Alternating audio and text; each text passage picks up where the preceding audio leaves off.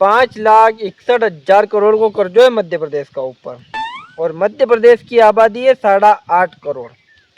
और वही हिसाब से अगर मैं कैलकुलेशन करूं तो एक व्यक्ति का ऊपर 66,000 रुपया को कर्जो है। मैंने अपना ऊपर 66,000 रुपया को कर्जो है। तो मैं यूँ सोच रहा था कि यार ये 66,000 रुपया सरकार ने दे दूँ और बोल दूँ कि यार जो मारा मारा हिस्सा को जो कर्जो है वो क्लियर कर दो। बाकी की तुम तुम्हारे हिसाब से भले बाद में देख लीजो, बाकी मारो मारो कर्जो क्लियर कर दो।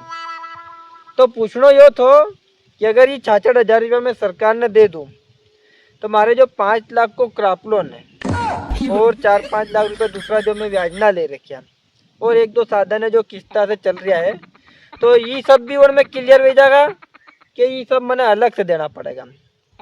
थमान कड़ीन मालूम है बता जो यार कि 66,000 में ये सब क्लियर हो जाएगा कि ये मैंने अलग से देना पड़ेगा।